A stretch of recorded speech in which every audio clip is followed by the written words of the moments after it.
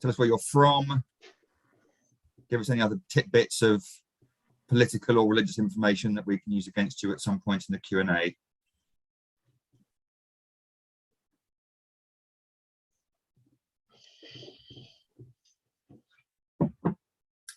30 seconds whilst people still come in.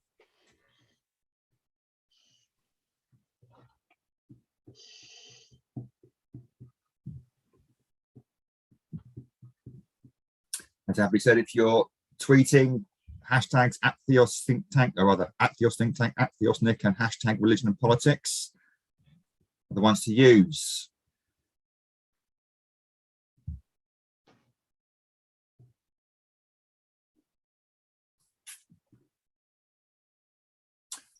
Great, so we'll start. A few people still coming in, but we'll start with proceedings. Welcome again.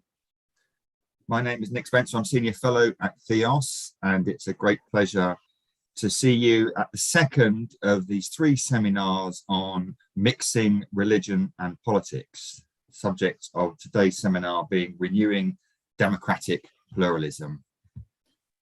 I know many of you will be familiar with Theos, but for those of you who aren't, a Christian think tank, we've been going for 15 or so years now, with the intention of really telling a better story about Christianity, specifically faith in general, in contemporary public life. Better in the sense of more accurate. Research lies at the core of what we do, but also better, hopefully, in the sense of more attractive, more appealing, more convincing, more cogent and coherent. One of the areas that people are most anxious about when it comes to the role of religion in public life is when it comes to politics. And even though it's probably fair to say that the mixture of ideological atheism and politics in the 20th century didn't always work out well, it is seemingly religion that needs to be able to justify itself at the bar of public opinion when it comes to engaging with the levers of power. So that's what we're doing in these 3 seminars. We're looking at different areas in which religion and politics meet, interact, and enrich one another. Last week, we had a session with Professor Anna Rowlands on the common good. And next week, we'll be talking to David Dusenberry about the trial of Jesus and the idea of justice. But this week, I'm particularly pleased to welcome Dr. Jonathan Chaplin to talk about democratic pluralism. A few quick words of housekeeping before I introduce Jonathan properly. As with last week, the seminar will last an hour. We'll promise to end hard at 1:30. I've asked Jonathan if he could talk for about 15 minutes or so, after which he and I will have a short conversation, during which time, in fact, during the whole session, actually, the Q&A box at the bottom of your screen will be open. Please do pop questions in there and I will keep an eye on them, and I'll put them to Jonathan for our second part of the seminar for about half an hour or so. I'll collate questions if we get a lot. I would ask you, if at all possible, to keep them nice and clipped and focused, because it just makes my job as chair a little bit easier. But we'll get some interaction like that, and I'll try and make sure that the various questions you have to ask get put to Jonathan in our session. We are live streaming on YouTube as well as Zoom, but we're only taking questions from people who are on Zoom. And the seminar is not being recorded on Zoom, but you will be able to watch it on YouTube afterwards. We'll be talking about Jonathan's book, which I'll mention in a second, and that will be advertised again at the end of the session when we turn the chat box back up with a discount code. I have read it. I've read it several times, actually. It is a superb piece of work, and I strongly encourage you, if you have not yet, to acquaint yourself with it. And more generally, with the work of our speaker. Jonathan Chaplin is a member of the Divinity faculty of Cambridge University and Senior Fellow of Cardus, a Canadian public theology think tank. He was the first director of the Kirby Laing Institute for Christian Ethics from 2006 to 2017. He's a specialist in political theology, and he's taught at higher education institutions in the UK, in Canada, and in the Netherlands. He's the author of a number of books, of 2 Theos reports, and most recently of Faith and Democracy, Framing a Politics of Deep Diversity, which is published by SCM. He is also, possibly more important than any of this, I've recently discovered a member of an amateur jazz blues band in Cambridge where he plays keyboard. Obviously, business there has been a little poor over the last 2 years or so. So if you're looking to book anyone, amateur jazz, please get in touch with me as his agent and I'll make sure he gets the requests with a serious cut as well. More seriously, Jonathan, I'm going to hand over to you now to talk about renewing democratic pluralism. Thank you very much indeed, Nick, and thanks to Theos for staging this conversation, and to all of you out there for joining it. Thanks to Theos for a very constructive partnership in the writing of the book.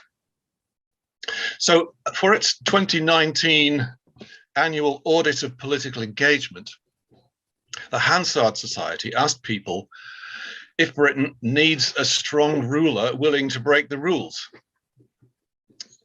54% of people said yes, and only 23% said no. Now, that alarming result was no doubt skewed by the widespread sense, especially among Leave voters, that Parliament, the very heart of our democracy, was itself blocking the democratic will of the people over Brexit. 2 years on, we now know, rather better, what choosing a ruler willing to break the rules can mean. Having had such a ruler for 2 years has undoubtedly been a key factor, causing trust in democratic government to plummet even further than it had in 2019. Well, obviously, it's not just in Britain that democracy is in bad shape. Last month, we recalled the violent assault on the US Capitol of 6th of January 2021, since which time a Trump-dominated Republican Party has been systematically working to restrict free and fair elections across many states in order to make it easier for Trump, or worse, some competent autocrat, to win in 2024. And as we speak, as some of you will have noticed, in one of the world's most stable democracies, Canada, where I lived for 10 years, the capital city is under a state of emergency, having been gridlocked by a truckers' protest against vaccination mandates, seeking to achieve by means of force what they couldn't achieve through elections and persuasion. In 2020, the Cambridge-based Centre for the Future of Democracy reported that, quote, in the West, growing political polarization, economic frustration, and the rise of populist parties have eroded the promise of democratic institutions to offer governance that is not only popularly supported, but also stable and effective. And they reported that democracy almost everywhere in the world is in a state of malaise. Well, there are obviously multiple reasons for that state of malaise. One of them is the growing erosion of a cardinal democratic virtue, namely tolerance. Tolerance of cultural, moral, ideological, and religious difference is under mounting pressure from at least three sources. First, nationalist populism is intolerant of those who don't fit the mold of the people as they define it, and of constitutional norms that would block what they presume to be the people's will. On the other side of the spectrum, council culture is intolerant of those on the political right when they run afoul of any of an ever-expanding number of so-called progressive opinions. And more broadly, thirdly, a post-truth culture is kicking away the props under any attempt to judge an opinion or behavior decisively wrong, which also means that in time, if that trend continues, it will prove increasingly difficult to judge anything unambiguously right. So for multiple reasons, we seem less and less able to cope with the deepening pluralism of our society, with what Canadian Christian philosopher Charles Taylor has called deep diversity. So we're in urgent need of more open and robust democratic forums in which the diverse stories we tell about our society, including the more plausible ones, can be properly debated and scrutinized. And of course, we all think our stories are among the more plausible ones. Yet the forums that we've traditionally looked to, such as Parliament, political parties, the media, indeed even universities, seem less and less capable of hosting civic, rational deliberation.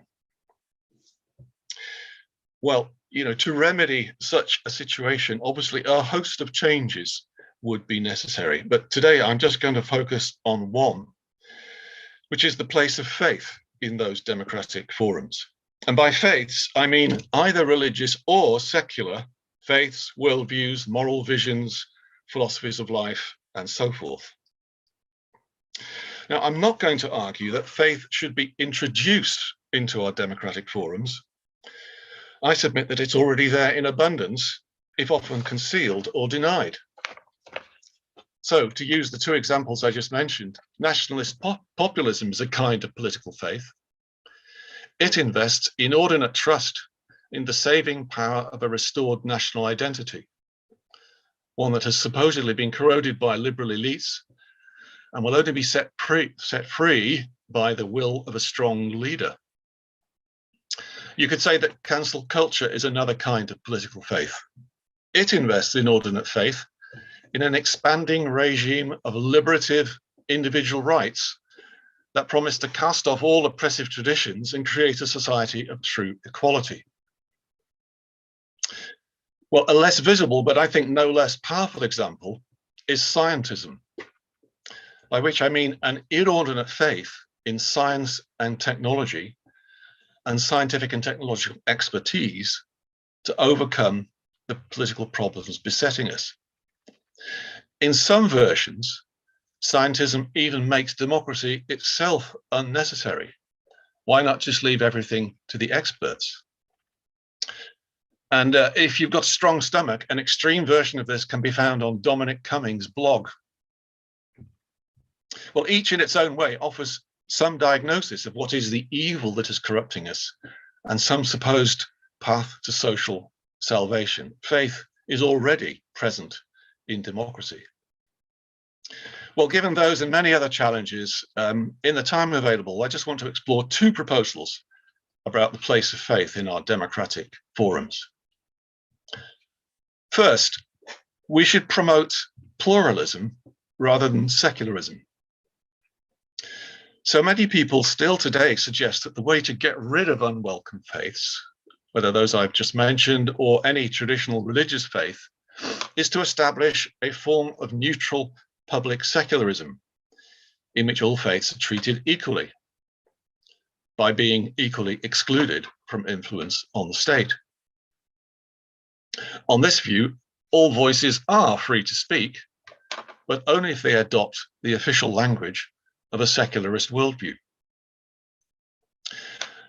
But to mute faith-based voices and identities in the public realm, whether religious or secular, is both controlling and discriminatory. It's controlling because it instructs citizens on the kinds of speech deemed respectable in democratic forums, denying them the language of justice they find most authentic and compelling. And it's discriminatory because it imposes unequal burdens on religious citizens as against secularist citizens, who are free to invoke their deepest convictions because these are deemed not to be faith-based at all, but to be purely rational and therefore available to all. But such a view won't achieve equal respect among citizens of diverse faiths. It will only conceal the faiths that are already at work, making them harder to identify and therefore resist, if we want to resist them. And it will also make it harder for excluded faiths to gain entry to democratic forums in the first place. Democratic equality in the public realm is much better secured by an open and robust pluralism, not a closed secularism. So that's the first proposal. Second proposal is that we should seek what American legal theorist John Inazu calls a confident pluralism. So allowing for pluralism in the public realm doesn't mean being diffident about our own faith or deferential to the faith of others. Well, if we're to make an informed and authentic faith-based contribution to democratic debate, we need to know what it is we want to say in that debate. So it's not just enough for us to, or anybody, to call for a better debate, although that would already be a significant advance. We ourselves need to get stuck into that debate with strong proposals of our own and ready ourselves for strong proposals from others. To do that, we need greater clarity about our own faith convictions and how they do, or rather should, properly inform our political stances. So we need, in other words, to do some serious work in public theology. And that means digging deeper into the rich resources of our own faith traditions, learning from those who've spent lifetimes doing this as either practitioners or thinkers. And over time, the point of this would be to ensure a closer concordance between our theological convictions and the political vision or visions implied by it. And let me also suggest that this needs to be a cross-party project. It may be that ideologically cohesive groups, for example, in the main political parties, need to start conversations like this among themselves. Indeed, some of them are already doing so. But it needs to go beyond that to become a cross-party project. And I'd suggest also it needs to be an ecumenical project and indeed an interfaith project.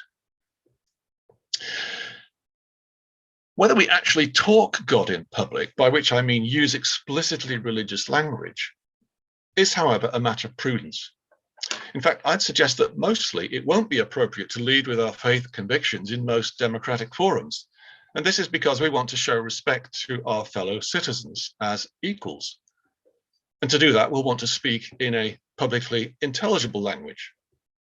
But that doesn't mean a secularist one.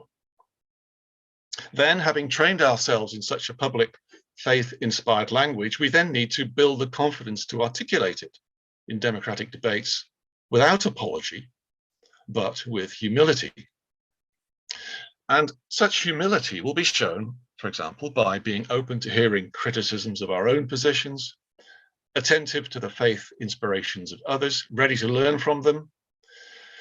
And when it gets to deciding law and public policy, being willing to accommodate the aspirations of people of other faiths in law where that is possible. So, my book, Faith in Democracy, tries to offer a sketch of such a vision based in Christian theology, and I call it Christian democratic pluralism. It's a vision of politics inspired by Christian faith for a democracy that makes space for all lawful faiths, religious and secular, while confidently advancing our political vision through all legitimate democratic channels. And the book tries to work that out in 4 areas of public life. First of all, faithful speech, which is what I've talked about mostly so far, and then faithful conscience, faithful association, and faithful power. Well, of course, such a vision is partially present already in British democracy, which, for example, offers wide religious freedom and does enlist faith-based associations in public service delivery, for example. But I think it needs to be more fully and consistently applied by making yet greater space for voices that too often get overlooked or marginalized, such as, for example, Muslim democratic pluralists. How often do we hear from them? They routinely get much less airtime than Islamist extremists. Or perhaps Hindus, who sometimes complain that while Islam is a minority faith, if it is that anymore, gets ample hearing, but they do not. Or for Christians holding socially conservative views, which are often casually disparaged in public debate rather than engaged with critically. Now, of course, many marginalized voices in our democracy are not faith-based per se. So those campaigning for the rights of disabled people or on behalf of Gypsy, Traveller and Roma communities, and you'll know they're currently in the news for all the wrong reasons, often get overlooked. But an open and pluralist democracy should make more space for them as well, and many others. So the result of such a democratic pluralism would then be a multilingual public sphere in which citizens are free to adopt the languages they judge will best advance their visions of the common good. And that will also be a truly argumentative democracy, in which it's possible, again, actually to have a sustained rational argument and not have it foreclosed by prejudice, ignorance, and hostility. Well, to finish, to get closer to such an open pluralist democracy, we will all need to become more religiously literate, more attuned to the variety of faith languages our citizens might want to employ, and more competent to engage with them. And it means we'll need to learn again that virtue of tolerance, especially of those voices that are discordant against the mainstream, the ones we'd rather not hear. And finally, it means we'll need to become better practitioners of honest democratic compromise, which means compromise over measures that can secure democratic legitimacy and can be feasibly implemented in law and policy. It doesn't mean a compromise of our underlying faith convictions. And let me just say to conclude that that is, I think, the way both to protect our own faith-based interests in democracy, but much more importantly, to contribute to the democratic common good of all. Thanks very much. Jonathan, thank you. Excellent stuff, as I knew it would be. Very rich, lots in there. We've got some questions that have already started coming in. Please do take the opportunity to fire some questions in there, and I'll address them to Jonathan. And whilst they're coming in, I'm going to kick off with a couple of my own. I want to quote something you say about 2/3 of the way through your talk. Such humility will be shown by being open to hearing criticism of our own positions, attentive to others' faith inspirations, ready to learn from them, and being willing to accommodate the aspirations of people of other faiths in law and public policy where possible. You could say that's actually the system we kind of claim we have. What's gone wrong? There's nothing, I think, in principle in that analysis that people would say, no, we don't want to do that. And yet palpably there are some problems with realizing it practically. So how come we have lost this virtue of tolerance in our political discourse? So I think you might need to give different answers to that question depending on which specific context you're addressing. So, for example, if you look at political parties and parliamentary debate, the fact that today you see a lot of acrimonious exchanges taking place in which neither side is willing to give an inch or concede that their opponents have anything to say to the subject at hand, that's not new. That's standard adversarial party politics in the British Parliament.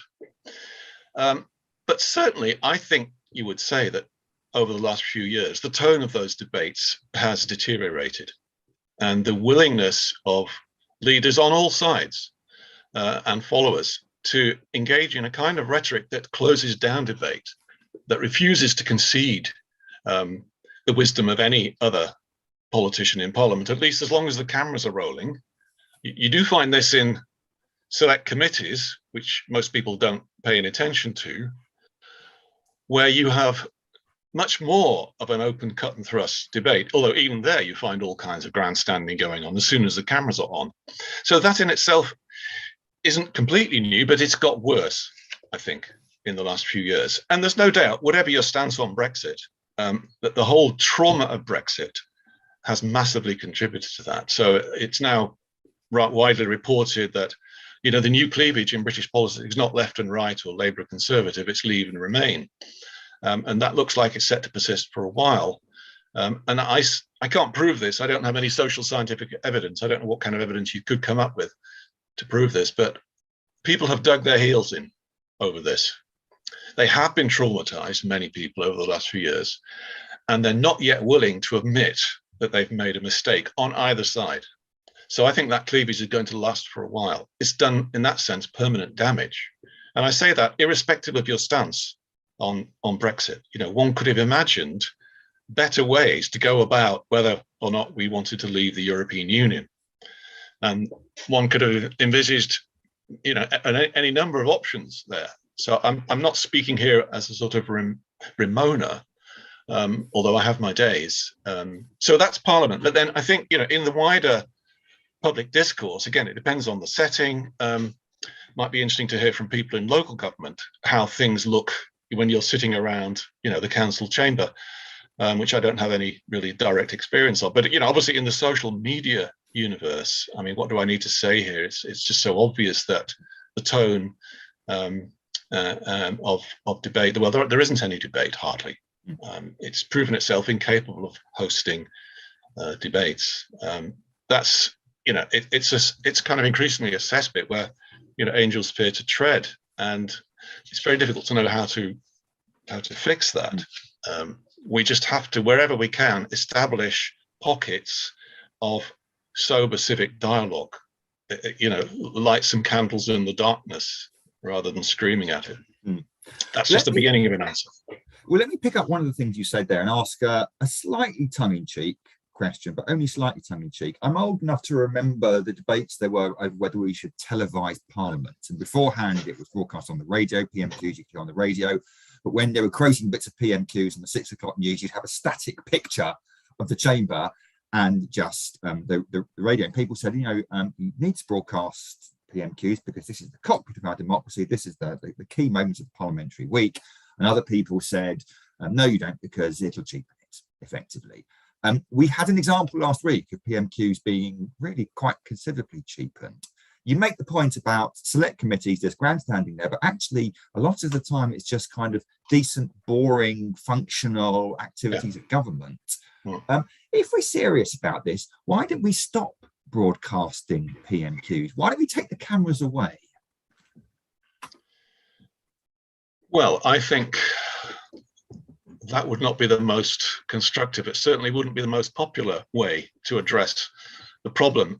I mean, I'm all in favor of having cameras on politicians all the time, frankly, except in their private lives. Why not televise council discussions, local council discussions, and broadcast those on regional TV? That might help local politicians to smarten up their act a bit. But look, if being in front of a TV camera causes this adversarial, acrimonious style, I have to say here, that's not the problem of the medium. That's the problem of the people, of politicians. And so if politicians are willing to exploit TV coverage in order to grandstand, we ought to know about that. And we do, which is why very few people actually watch, parliamentary proceedings. So don't shut down the TV cameras, work on a dozen other ways to improve the quality of debate. And well, there probably isn't time to go into what those might be. I have my own personal list of preferences as to how the tone and quality and seriousness of political debate should be improved. But, that's probably enough for now. Maybe somebody else will ask about that. Well, let me go to one of the questions you've had. They're coming in, so I'm going to ask one of them from Guy. In being reticent about using religious faith-based language, and religious in brackets there, in being reticent about using religious faith-based language in public debate, are we being deceitful to other partners and to ourselves? Thank you. That's an excellent question. Again, I think here again, I think I'd give a similar answer, which is that it depends on the specific setting. So one's readiness to, as it were, lead with your own faith convictions, whether they're religious, traditionally religious, or secular, or pagan, or whatever, depends on the setting that you're using it, and who are you, what is your voice, who are you representing, and on what issue. So there's no sort of simple blueprint here for when it's appropriate to engage faith-based language explicitly.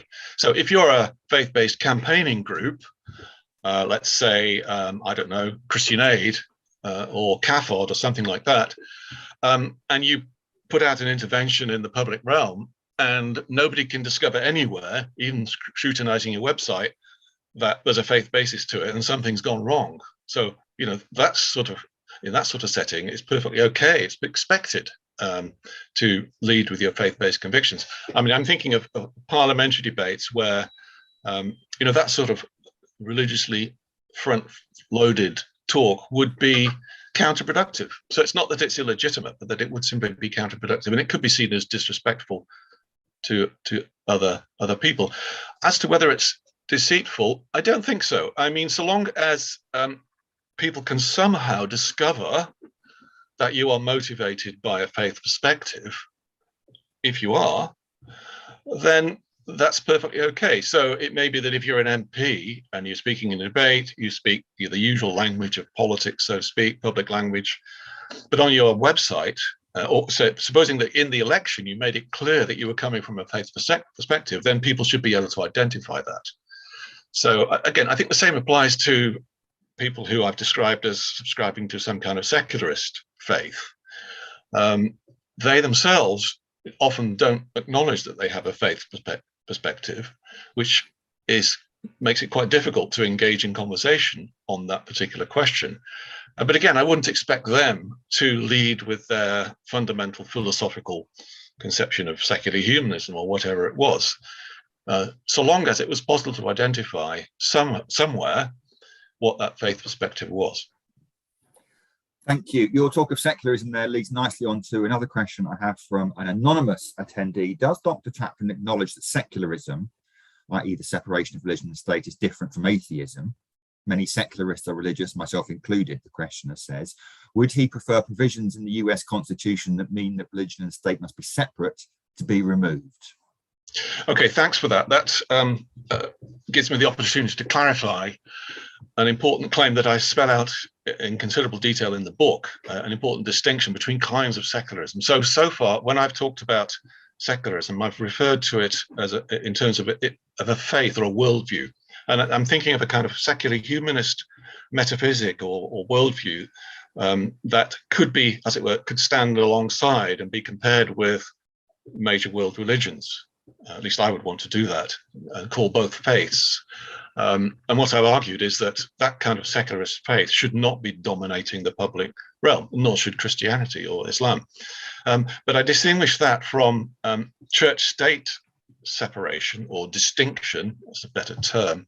And I actually have a specific word for that, which is jurisdictional secularism. That is where the jurisdiction, the sphere of authority of church or other religious body on the one hand, and the state are clearly distinguished and do not overlap. Now, in the book, I argue very strongly in favor of that kind of jurisdictional secularism, what sometimes people call a secular state, in the sense that one that is not committed to any worldview or faith or comprehensive doctrine. So I argue theologically for that kind of secular state, and I distinguish that from a state which is aggressively promoting a secularist worldview. So I certainly agree with a distinction of church and state. The American model, insofar as it's established in the Constitution, that there should be no establishment of religion, then yes, I would agree with that. What's happened, of course, since that amendment was introduced, the last couple of hundred years, is that there's been generations of complex jurisprudence coming through court cases, which has, in many ways, become far too restrictive of the place of faith in public life and in lawmaking and so forth. So I wouldn't particularly want to reproduce the American model here, but rather one which is much more familiar in continental Europe, countries like Germany, the Netherlands, and so forth. Those would be the models that I would have in mind. So thanks for raising that point. Thank you. And picking up again on a phrase of yours, a restriction of faith in public life, a question from Nicola. I'm really interested in the asymmetry. It feels to me, as a Guardian reading Roman Catholic, that those with socially conservative views are required to be tolerant of socially liberal developments, but the opposite is not true. How has this come about, and what can we do to change it? Yeah, well, I think I agree with you on that. So when Desmond Tutu in South Africa quoted the Bible, that humans are all made in the image of God, to oppose apartheid, liberals everywhere celebrated him, and still do, rightly so. When cardinals in Britain or anywhere else oppose legislation that would allow for research on embryos and quote the Bible or quote Catholic teaching in support of it, they are almost uniformly denounced by the very same liberals. So there is just an inconsistency here, I think. And that shows one of the real tensions of the kind of model of democratic pluralism that I'm trying to propose, which is that it's very easy to be tolerant of those who we agree with, whose broad political perspective is similar to ours. No issue there. In fact, can we even speak of being tolerant of people who agree with us? Tolerance doesn't arise as a virtue. The need for tolerance only arises because there are deep and sustained disagreements that manifest themselves in public life. So, we have to be consistently tolerant across the board, and that's very difficult to do. So, there aren't any sort of short solutions to that, but that, I think, is what's going on. There's a radical inconsistency there in terms of that sort of asymmetry that we need to challenge when we see it. Let me pick up a question of my own. I've got quite a few others that have come in, and I will get to them. But it would be remiss of me not to put this to you again. It's slightly kind of agent provocateur.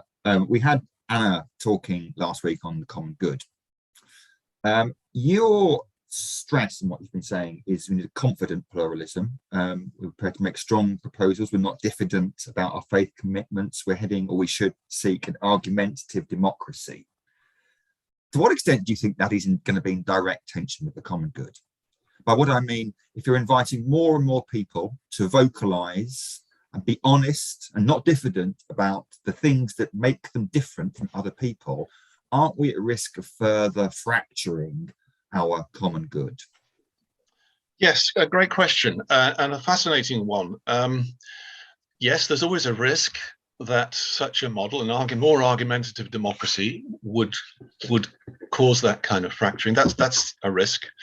But I think I'd put it this way: the final objective of democratic politics, and which culminates in either legislation in parliament or some kind of government decision, an official act of the state, that's what democratic politics is directed towards. It's not just about displaying our views. You want something to change through democratic avenues.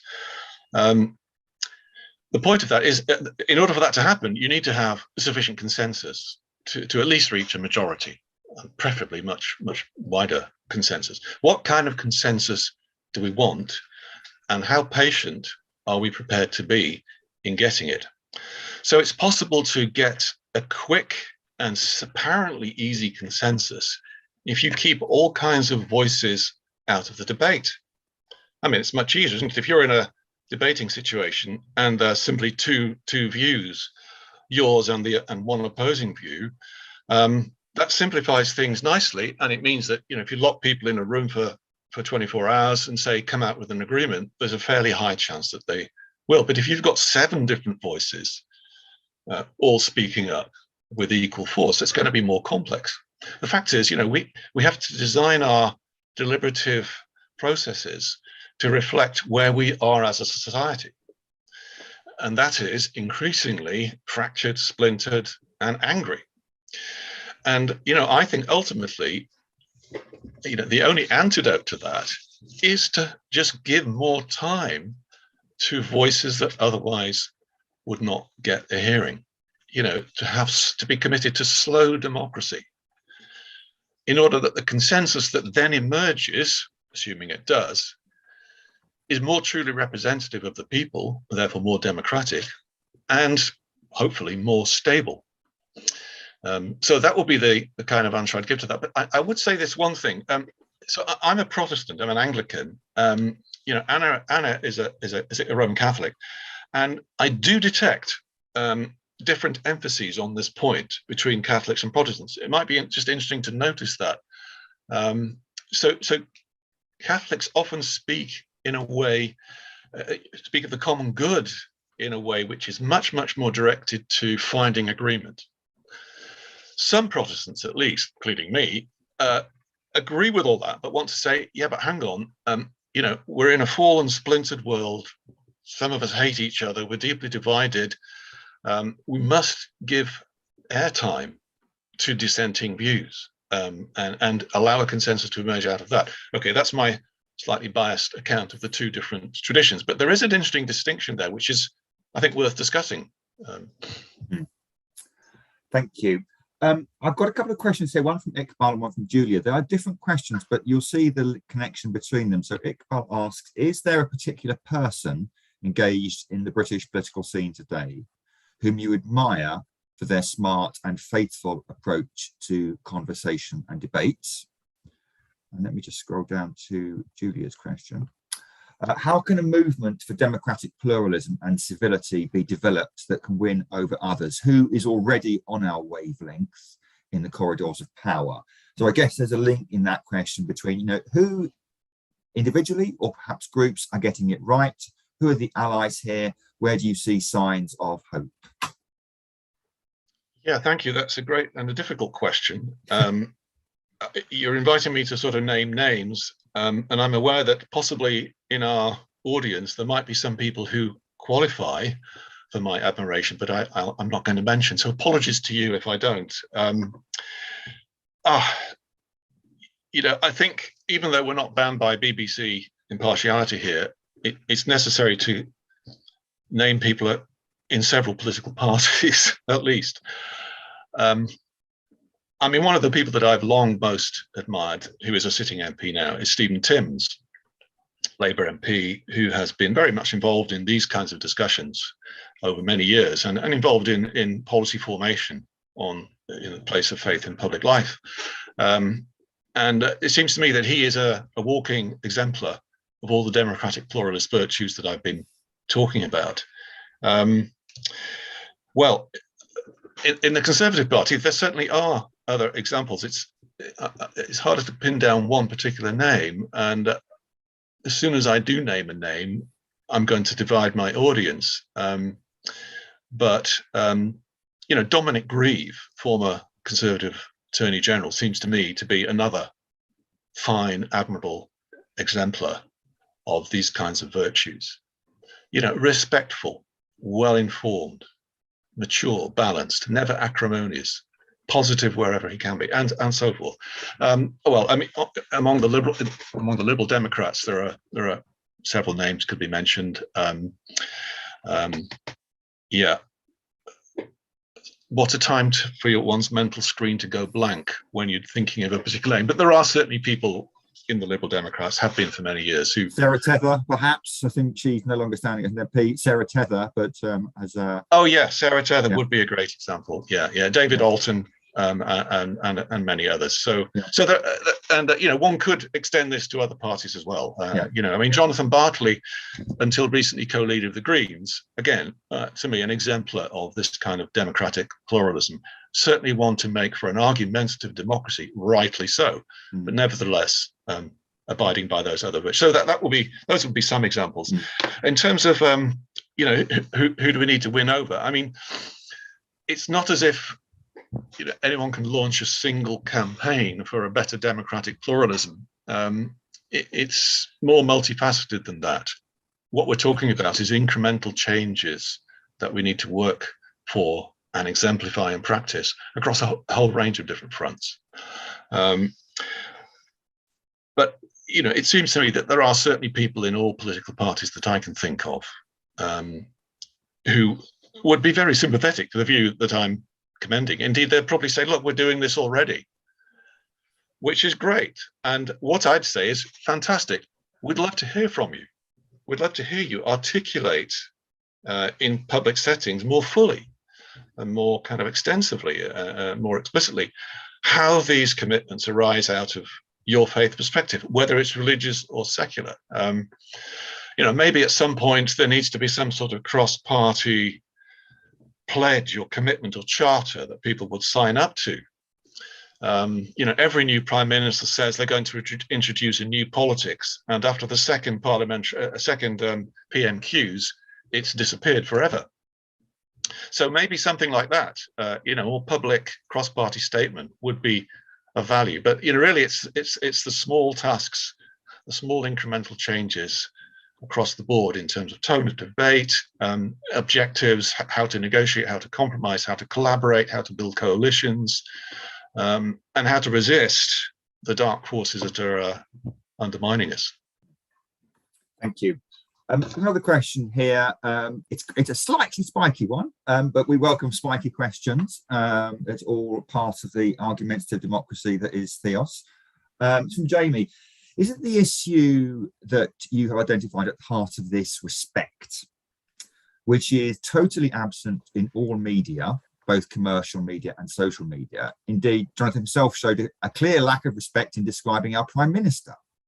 Haven't we all fallen into the trap of disrespect of anyone whose opinion we do not agree with? Well, thank you. Yes. Not everybody has, no. The names I just mentioned, and many others like them in all parties and in all parts of society, including in the media, have not fallen for it.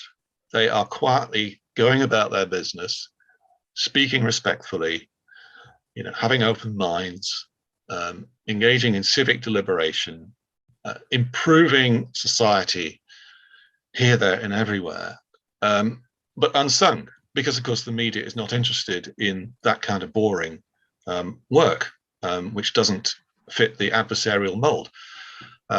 So it's not as bad as your question might imply, and so there are lots of people out there who are doing this and who need to be supported more than perhaps they are. I mean, as for the stance of the media, so let's just think of mainstream media rather than social media, which is kind of Wild West.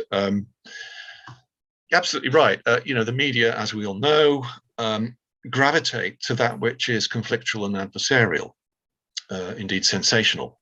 And if there's a bias in the BBC, for example, I don't think it's particularly left-wing or right-wing or centrist, although everybody thinks it is, depending on where they stand. It's like all media; it's a bias towards the adversarial, and that is confirmed even in the very architecture of the House of Commons and the House of Lords, which is organised visually, aesthetically, to accentuate radical difference and to close off the possibility of mutual respect and agreement. So one reform I'd like to suggest, since you asked, you didn't, but I will suggest it, is to basically either leave the House of Commons as it is, as a museum piece, and build a new arena, or radically reconfigure the Palace of Westminster so that it's modelled much more on continental European lines, which is typically semicircular, and which makes it much more difficult. Well, it doesn't make it difficult. It doesn't remove disagreement and acrimony. Look at Italy, but it does certainly mitigate that sense of inherent adversarialism. So that's a footnote. And the media. Actually, I'd love to see the media report on a semicircular House of Parliament. That they would be having to retool themselves to figure out how to deal with nuance and compromise and boring things like building coalitions. In an ideal world with unlimited resources, one would want to start an entirely new media outlet across all platforms, ideally. So, you're talking about billions of pounds here, which isn't going to happen easily. That would be committed to a different kind of journalism. And, journalists who are working in the mainstream media, I would appeal to them, to try to work wherever you can in that system to mitigate this knee-jerk adversarialism, which is so damaging and makes Prime Minister's questions look like a school debating society. Sorry, that's a bit of an insult to schools. I believe, just as an aside, I think you have Churchill to thank for the architects of the House of Commons. I think I'm right in saying that after it was bombed in the Second World War, there was a proposal for it to be rebuilt in a horseshoe fashion, and Churchill said no, tradition is literally opposing one another two swords length away. So someone may correct me on that, but I think Churchill's at the heart of that one. I want to go back to Jamie's question a little bit, because I think underneath his question is this tension around kind of respect and tolerance on the one hand, and a noisy, argumentative democracy on the other. Now, I guess that is you can square that circle, but there's some kind of tension there, isn't it? So on the one hand, you're calling for a democracy in which, we do not hold back in pointing out what we believe and why you are wrong. That so easily tips over into not only your views are wrong, but you are wrong, and therefore I'm disrespecting you. So do you see some kind of, tension between, as I said, the virtues of respect and tolerance on the one hand, and the necessity for a noisy argumentative democracy on the other? Yes, of course, there's a tension. I mean, there are tensions between all kinds of desirable civic virtues, democratic virtues. None is a panacea for anything. It's always a question of, in designing a political system, whether from the architecture of the House of Commons, down to voting rights and registration for political parties, all of those details, you're balancing a number of considerations. And so, if you push one thing, you're going to push something else further back. So that's kind of inevitable. That's not inherently problematic. It's a question of shifting the balance. That's what I'm really calling for. Shifting the balance towards the right kind of disagreements, or rather a healthier form of disagreements. So not trying to suppress disagreement, which is what many politicians are always keen to do. They claim to speak on behalf of the people, or the nation wants this, or the people want that, or, everybody's got fed up with talking about Partygate. It's time to move on. And these are all presumptuous attempts to claim, a popular legitimacy, which generally they don't have. So we don't want to encourage any suppression of genuine, deep disagreements. We want to find ways, better ways, more civically respectful ways, more effective ways, more fruitful ways of conducting those disagreements. And I have to say, the present party system, backed by the electoral system, mitigates against that hugely. And so, added to reforming the architecture of the House of Commons, one of my top 10 changes would be a substantial change to the electoral system towards more proportional systems. That would be one. And you're not going to remove disagreement. In some ways, you might have more disagreement, but it will be more wholesome and more fruitful and more conducive to the common good, which, of course, is the destination that you will want to get to. Anyway, lots more to say on that, Nick. But thank you. I've got another question here from an anonymous attendee. It's quite a specific one, but I think it is germane to our discussion. What value do you see in the relational oppositional politics of broad-based community organising in the Alinsky tradition, Saul Alinsky tradition, as in Citizens UK? Is Citizens UK, emblematic of what you're talking about here? Can we learn from them? Do you have other examples? Yeah, absolutely. I haven't personally been involved in community organising, but I've read a fair bit about it, especially in the work of Luke Bretherton, who's been a long-standing practitioner. He's a British political theologian based in the US. He's written a marvelous book called Resurrecting Democracy, which tells the entire story of community organising and frames it in terms of contemporary political theory debates. It's a marvelous book. So I strongly support community organising as an idea. And in my book, I actually say I think it's an exemplary form of faithful power from a Christian point of view, at least. Actually, one of my reviewers chided me for only having a page and a half in the book on community organising. So, maybe I should have given a whole chapter to it. That's a fair point.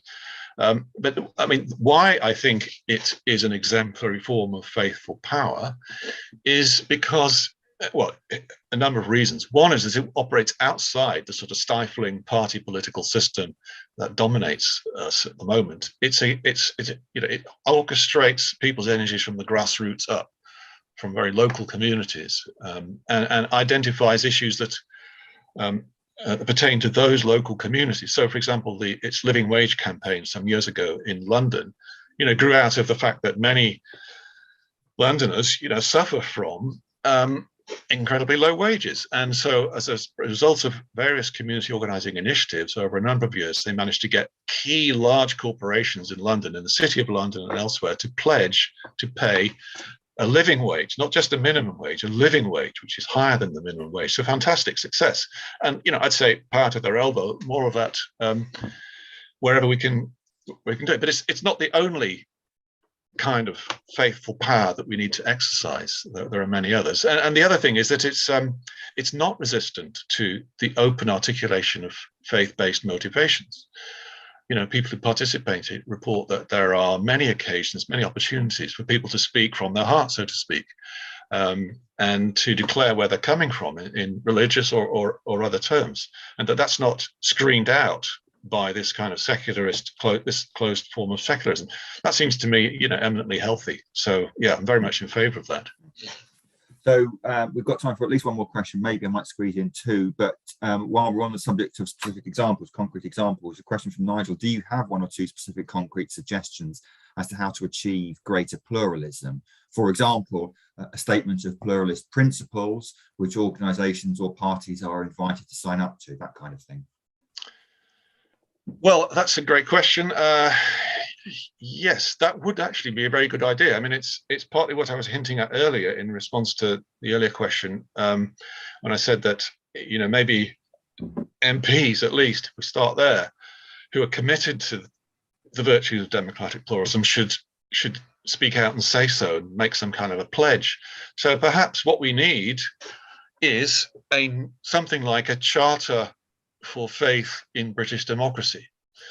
A 10-point or a 20-point commitment that would specify in concrete terms ways in which we can be more respectful of each other's deepest commitments in public life. In fact, originally, I was planning to have a chapter in the book, the last chapter, which would be, a draft British Charter for faith in democracy. In the end, that didn't work out. But yeah, we need something like this, I think. And, it would need to be as broad-based as possible. So all the actors I've just been talking about would need to play a role in it. Who would initiate that is a great question. I mean, obviously, if Theos had the resources, I think it would be a great project for Theos, because Nick's got some spare time in his workload at the moment, hasn't he? But it would need to be a coalition of groups, and perhaps in the first instance, the Christian groups in the 3 or 4 main political parties would partner in that, together with groups representing other faiths and so forth. So a broad coalition would be a fantastic achievement if anybody could, pull it off. So there's a challenge to leave with somebody out there who might be that person. Thank you.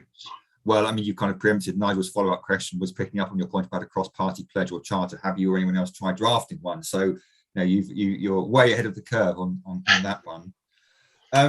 I think rather than risk us going over and me breaking my promises are very important, we're going to leave it there. I'm simply going to end by saying thank you very much indeed, Jonathan, for your time. The book is called Faith in Democracy, Framing a Politics of Deep Diversity. Abby has very kindly just put a link in the chat box there with a discount code for those of you who want to read it further. And there are reports by Jonathan on multiculturalism and also Talking God in Politics, one of the earliest Theos reports and one of the very best that are also available on our website. I want to thank Anna Wheeler and Abby and everyone else at Theos for being behind the scenes and helping the seminar series to run smoothly. If you're interested, do please check out the Theos website. There are publications there, there are other events, there's opportunities to support us, should you so be minded. And just to remind you that we'll be back here next week with David Dusenberry on his really remarkable book on the trial of Jesus and the idea of justice. I suspect many of you will be familiar with Jonathan's work and with Anna's work. You may be less familiar with David's work. I wasn't aware of it until I reviewed the book last year. But it's a remarkable piece of work. And suffice it to say that I've never seen Rowan Williams gush quite so openly about a book in its blurb. So if you're not even familiar with David's work, do come and join us then. But in the meantime, Jonathan, thank you again very much for your wisdom, for your words, and for your advice to us today. Thank you. Thank you very much. Thank you.